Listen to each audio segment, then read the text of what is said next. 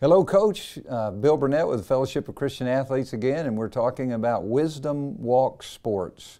And this is a resource that is published by Summerside Press, and the authors are Dan Britton and Jimmy Page, both Fellowship of Christian Athletes staff members, and they've done a great job putting this resource together to help us understand what it means to walk in wisdom.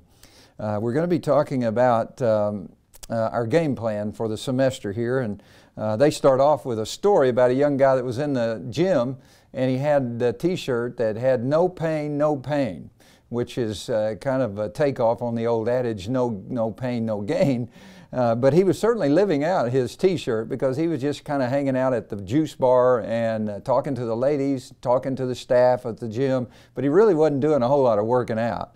And it was kind of funny to watch him, according to the authors here. But you know, that's the way a lot of people tend to approach their competitive life. Unfortunately, they have the idea that they can then get results without doing the hard work. And that kind of mindset really keeps them from being able to reach their full potential, their God-given potential, and they're wasting their gift in a sense. There's no progress without struggle. We know that in athletics. There's no growth unless we push beyond our normal limits. And so many competitors want to win without the work involved, and that's too bad.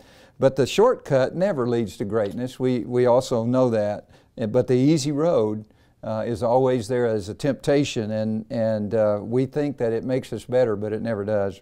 Often we can go with the NP squared, no pain, mindset into our spiritual lives as well. You know, the no change, no sacrifice, no confession of sin, no pain, no sweat, no effort, no surrender. You know, all of that kind of stuff can get in our way of really living out a life with real purpose. But don't buy into that spiritual trap, because I'm telling you, it will really tend to eat you alive in terms of your spiritual life. You know, it's interesting that once you become a Christian, you know, you can stay the way that you were, really. You can choose to stay the way that you were before you came to faith in Christ. But, you know, the question has to be asked, why would you want to do that? There's a great illustration of a guy that, this is a fictional illustration of a guy that was out in the alleyway, and he's digging in the garbage cans in the alley, and he's trying to find food just to kind of make it from day to day. And then all of a sudden somebody comes out of the palace, which is right there, close, right there where the trash is emptied from the palace, is the particular alley that he was in, you know, and he's digging for food and trying to get what he can out of the trash cans. But the guy comes out, a servant of the king, and invites him into the palace and says, "Hey, the king wants you to come in and sit at his table and eat his food."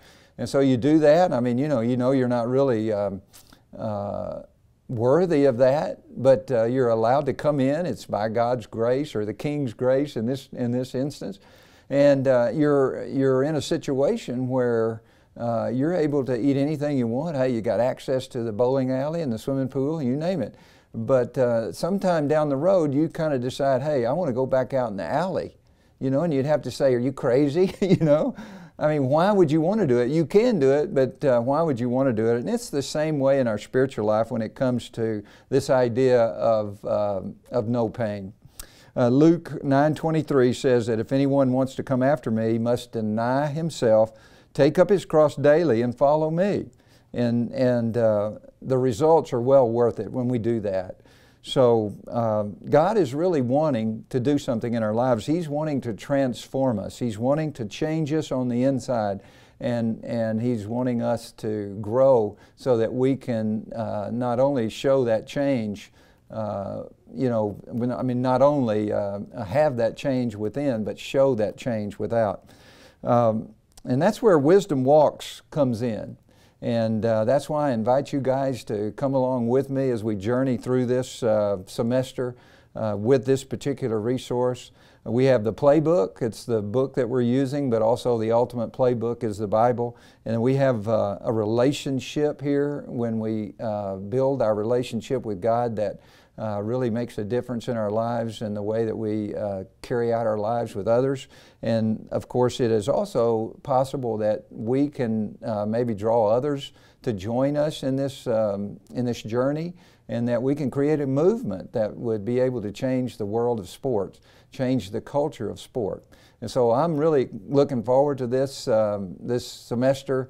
We've kind of set the stage now, and now I want to really begin to look at next week's first principle. We're going to have a chance to look at about 13 principles this semester that we call game-changing principles. So we're excited to have you on board. So, Coach, have a great week, and we'll look for you next week.